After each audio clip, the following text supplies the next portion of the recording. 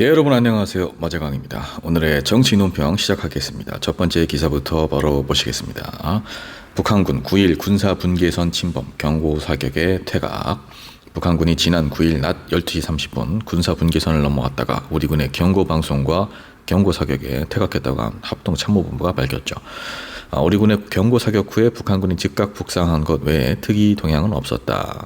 10명 이상의 북한군이 짧은 시간 동안 50m 이내로 군사분계선을 넘어왔고 경고 사격을 하자 바로 군사분계선 북쪽으로 올라갔다.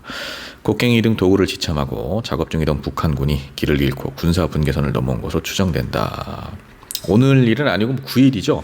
9일 낮에 중부전선이죠. 비무장지대. 거기서 이제 뭐 어떤 군사적인 위협을 하거나 고의라고 보기에는 좀 무리고, 작업을 하다가 실수로 한 50m 이내를 군사분계선을 좀 넘어왔다라는 거죠. 북한군이. 길을 잃은 게 아닌가 이렇게 지금 추정을 하고 있는 건데, 관계자들은.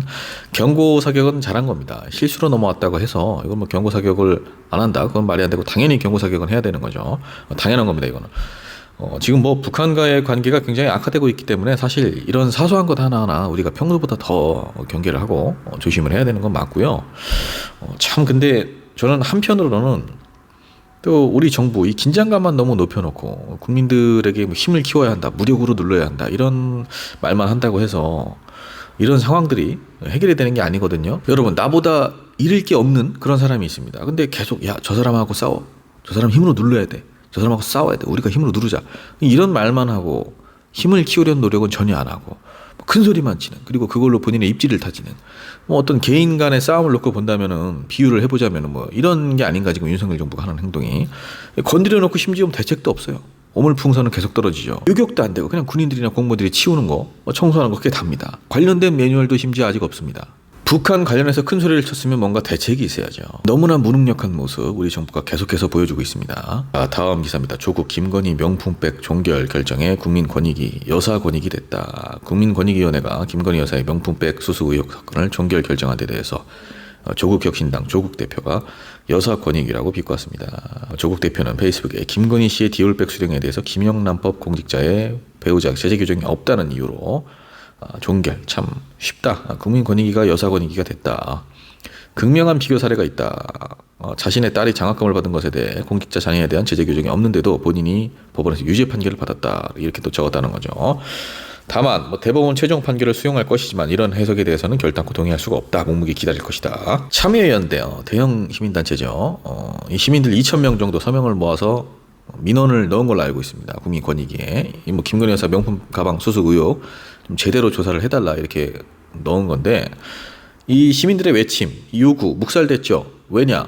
청탁금지법 그 조항에 공직자의 배우자에 관련된 그런 규정이 없다라는 이유로 종결을 그냥 해버린 건데, 참 뭐 국민 권익을 위한 기관이 아니라 특정 어떤 권력자들을 위한 기관으로 전락한 것인가, 뭐 이런 생각도 들고, 조국 대표 입장에서는 여기 기사에 나온 것처럼 억울하죠. 공직자 배우자뿐만 아니라 공직자 자녀도 이 규정이 없는 건데 유죄 판결을 받았다라는 거죠. 그러니까 법이라는 게, 여러분, 뭐 이런 말도 있지 않습니까? 귀에 걸면 귀걸이, 코에 걸면 코걸이다, 법이라는 게. 근데 어떻게 해석을 하느냐에 따라서 달라질 수가 있는 게 법인 건데, 아무리 그렇다고 해도 규정에 없는 것을 누군가는 있는 것처럼 적용을 하고, 규정에 없는 것을 또 누군가에게는 없는 것 그대로 적용을 해서 편의를 봐주고, 그러면은 이게 어떤 사법 정의, 그 근간이 흔들립니다. 법치주의가 흔들리는 거죠. 그리고 이 국민권익위가 이 결정을 내리는 데까지 이것도 6개월을 시간을 끈 거예요. 그러다가 대통령 부부가 순방을 나가자마자 발표를 합니다. 이게 우연입니까, 정말? 심지어 대통령 직무와는 관련성이 없다, 이런 발언까지 하면서 이렇게 옹호를 하고 있습니다, 국민권익위가. 자, 다음 기사입니다. 국민의힘 우 의장 사퇴 촉구 결의안 제출, 중립 의무 위반, 권한 남용. 국민의힘이 우원식 국회의장이 더불어민주당의 상임위원장 단독 선출 과정에서 중립 의무를 지키지 않았다, 우 의장의 사퇴하라는 촉구하라는 결의안 국회에 제출을 했다라는 거죠.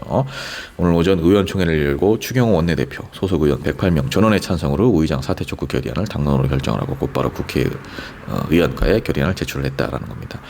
우원식 의장의 편파적 의사 진행과 어떤 중립 의무 이런 걸 어겼다, 강제적으로 상임위를 배정을 해서 국회의원의 표결 심의권을 심대하게 침해했다, 중대한 위법한 권한 남용, 의회 민주주의를 심각하게 훼손을 했다, 헌정 질서를 심각하게 훼손한 반민주주의적, 반의회주의적 행태를 강력히 규탄한다, 국회를 대표하는 국회의장으로서 직무 수행이 불가능하다고 판단된다. 야, 여러분, 신임 국회의장이 우원식 의장이죠. 아니 중립을 지키려고 최선을 다한 겁니다. 이 정도면은. 이 상황에서 상임위 명단 제출 기한 국민의힘이나 민주당이나 똑같이 주어졌죠. 그리고 원내대표 이 회의 자리까지 협상 테이블까지 마련을 해줬고, 근데 이렇게 지금 노골적으로 보이콧을 하는데 신임 의장이 그러면 뭐 계속 국민들을 기다리게 해야 됩니까? 오히려 그렇게 되면은 그거야말로 국민의힘의 편의를 봐주는 편향적인 게 되는 거죠. 이거를 지금 국회의장 사퇴 촉구 결의안을 이렇게 제출을 할 거 아니죠. 최상병 특검이랑 김건희 여사 특검 어떻게든 막으려고 지금 계속 이러는 건데, 여러분 법사위 열어야 됩니다. 최상병 특검 빨리 다시 재추진해야 됩니다. 그리고 그것 말고도 지금 처리해야 될 법안이 너무나 많습니다. 이 지금 국민의힘 이렇게 억지 부리는 걸 받아줄 시간이 없어요.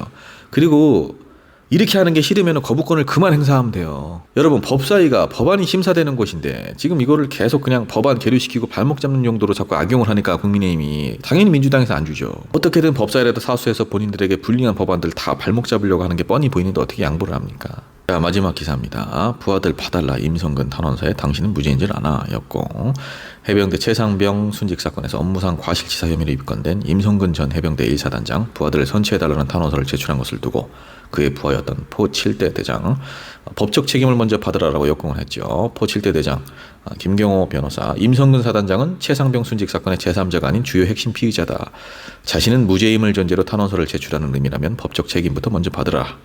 사단장의 탄원서 제출은 포병 대대장들만 혐의자로 적시한 국방부 조사본부의 판단을 공고히 하려는 고도의 계책으로 보인다.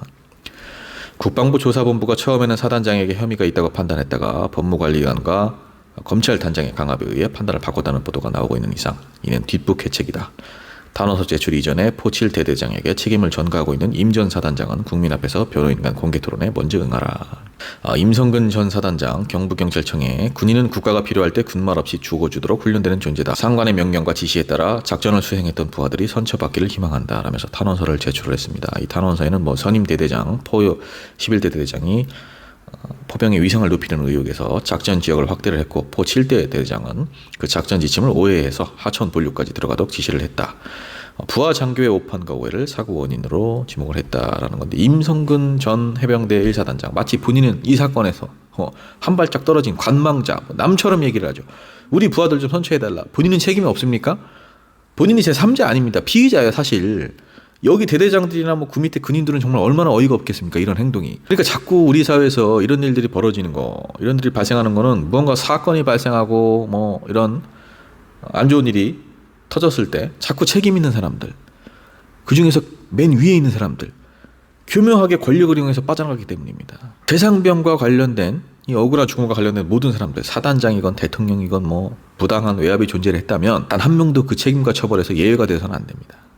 자, 여러분 오늘의 정치 논평 여기까지입니다. 마지막TV 좋아요 구독 부탁드립니다. 감사합니다.